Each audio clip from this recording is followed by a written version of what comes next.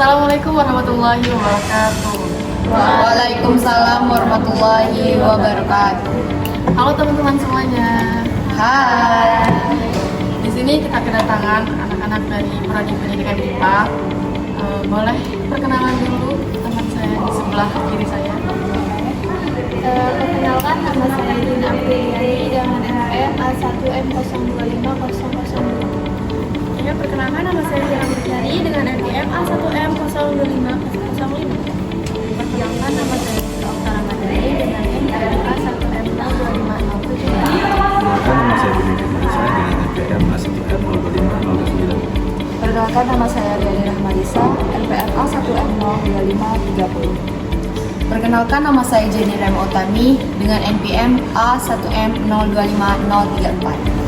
Baiklah, hari ini pada podcast kita hari ini akan membahas topik tentang mengapa IPA itu menjadi sorotan yang diminati oleh mereka. Saya mau bertanya nih pada teman-teman semuanya di sini. Kira-kira apa pendapat kalian tentang kenapa IPA itu jadi jarang diminati? Oke, baik, menurut saya IPA itu identik dengan biasanya dengan pada ilmiah, fisika itu langsung berbentuk pada angka dan hitung-hitungan, sehingga siswa jadi takut untuk mencoba belajar. Saya setuju sih sama penjelasannya tadi, tapi menurut saya selain ini dan selain ini ada pada penyampaian materi. Jadi rata-rata guru menyampaikan materinya itu monoton, hanya teori dan buku teks saja. Jadi tidak ada praktikum, tidak ada percobaan lain. Jadi menurut saya itu membuat siswanya jadi cepat bosan dan jadinya kurang minat sama itu. Itu sih kalau menurut saya. Menurut saya, kalau dalam IPA itu kan banyak materinya dan dalam satu semester itu kan banyak babnya dan itu saling berkaitan. Jadi kalau misalkan kita tidak memahami materi itu dari awal, maka di materi-materi selanjutnya itu kita bakal kesulitan. Menurut saya, faktor mindset juga besar karena di zaman sekarang ini banyak siswa yang mengira kalau pelajaran IPA itu untuk orang-orang yang pintar saja. Tapi buat orang-orang yang merasa biasa saja itu jadi menyindir mereka. Menurut saya itu mereka hanya fokus untuk ujian. Jadi mereka itu kayak sebenarnya kita tuh belajar IPA itu untuk apa sih? Padahal IPA itu sendiri juga sekali dalam kehidupan kita sehari-hari. Seperti mengapa listrik itu bisa menyala, kenapa kita bisa bernapas. Jadi mungkin seperti itu. Nah iya, mungkin juga karena faktor gaya belajar tiap orang itu berbeda. Ada yang lebih suka cerita atau diskusi, sedangkan IPA itu sering dianggap lebih berfokus pada angka dan teori saja, sehingga banyak orang yang kurang meminati di bidang IPA. Mungkin gitu sih menurut saya.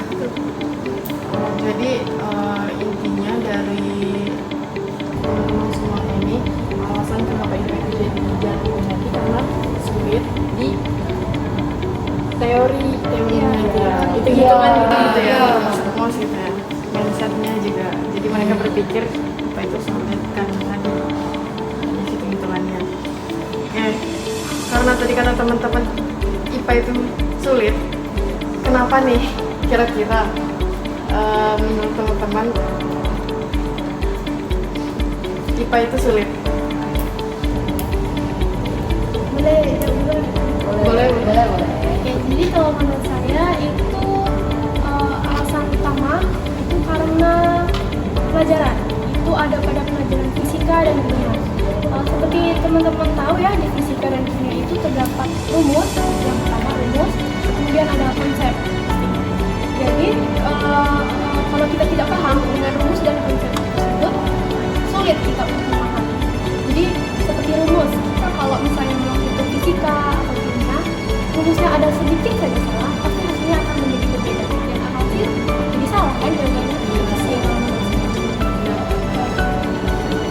Kalau menurut saya ya karena ada banyak istilah asing di dalam IPA. Terus karena siswa butuh waktu untuk memahami bahasa asing tersebut.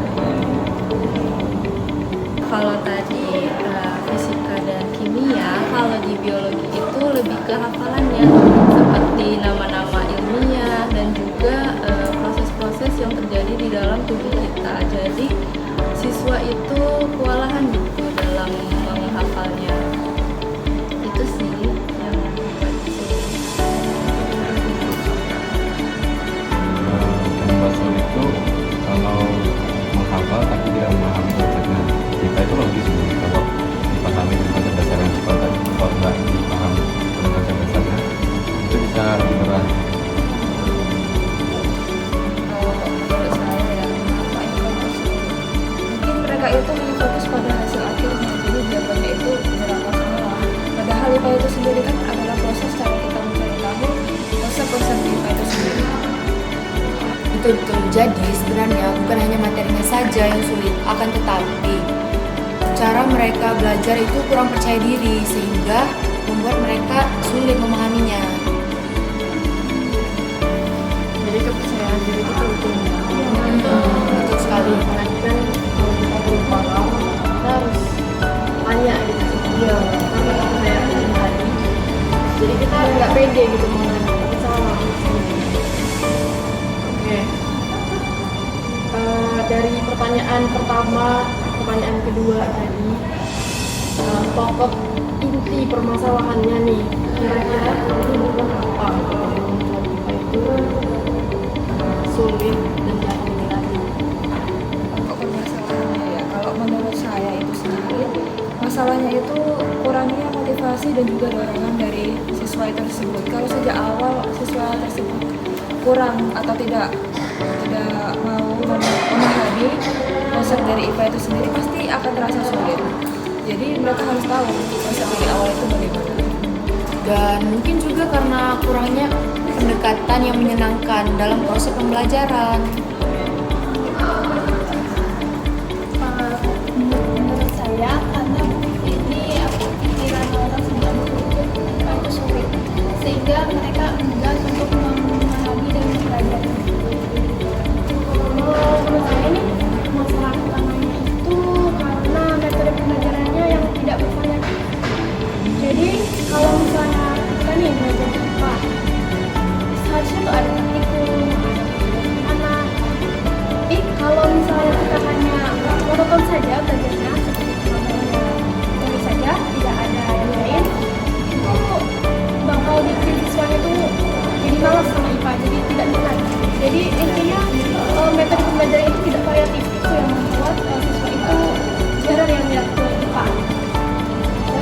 Sih pendapatnya Kira kalau kurangnya praktik langsung itu bisa membuat siswa itu bosan.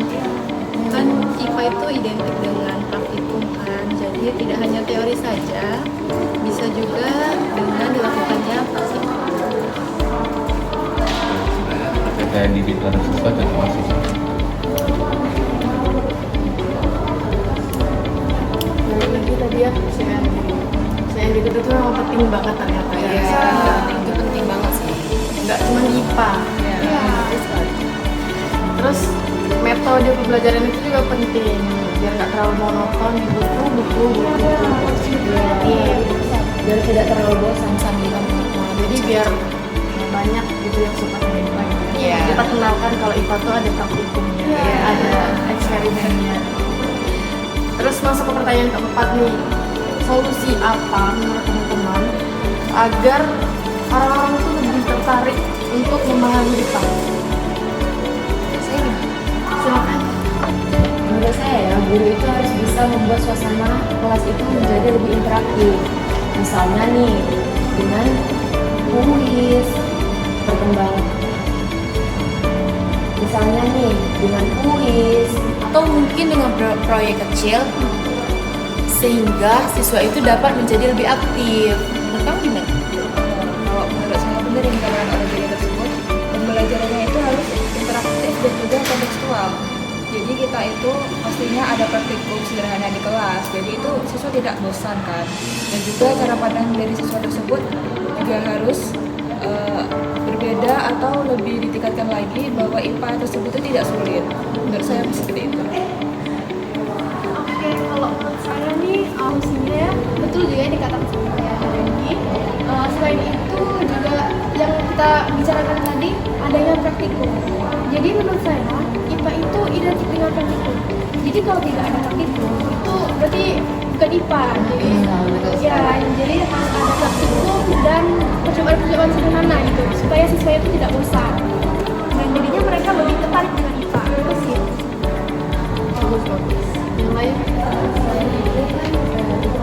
Bisa menggunakan media seperti video, animasi, atau simulasi. Apalagi di zaman sekarang kan sudah banyak ya video-video edukasi yang bisa ditampilkan di dalam kelas, sehingga tidak hanya teori saja dan tidak hanya dari buku saja, bisa juga dengan menampilkan video.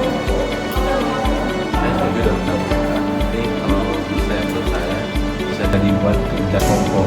Jadi bisa supaya mereka itu bisa berdiskusi dan saling bantu. Iya sih, itu juga. Bisa mengatasi kalau tadi nggak pede bertanya sama guru, kita bisa tanya sama teman. Jadi diskusi itu penting. Mungkin sama guru lebih segera, jadinya tuh sama temen ya. Sama temen kan nggak mungkin malu tuh. Benar-benar. Iya. Baik, menurut saya belajar dengan menghubungkan materi IPA dengan kehidupan sehari-hari agar lebih mudah dipahami dan pastinya seru gitu kan. Apalagi di bidang biologi. Nah, di biologi itu biasanya ada materi bioteknologi. Itu biasanya kita kayak praktikum buat tempe, buat yogurt sama siap betul. Baik, dari keseluruhan pertanyaan tadi ternyata sangat menarik ya.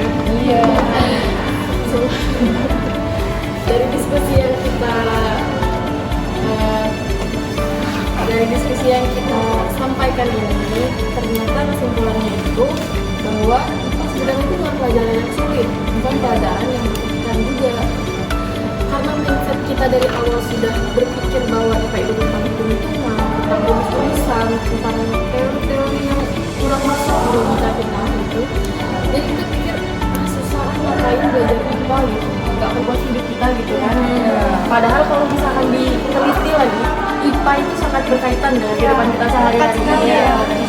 Banyak sekali apa yang kita lihat di luar ini, sekitar kita itu bersangkut paut dengan IPA. Betul. Jadi mindset itu juga harus diubah ya. Iya, harus berubah. Terus metode pembelajaran juga harus lebih bervariasi. Terus percaya diri juga harus ditingkatkan lagi. Pembelajaran juga harus dibuat lebih menarik agar kita nggak bosan, nggak ketinggalan aja di situ-situ aja. Dari situ kita pelan-pelan memahami IPA gitu kan. Jika kita udah pelan-pelan memahami IPA, maka IPA itu akan menjadi seru. Iya, betul. Seru banget. Ya, Jadi lebih seru. jadi lebih seru. IPA sangat menyenangkan. Penuh manfaat. Jadi gimana nih? Kira-kira menurut teman-teman IPA tuh nggak sulit kan? Enggak. Sangat mudah. Lagi bagian praktikum kan. Seru.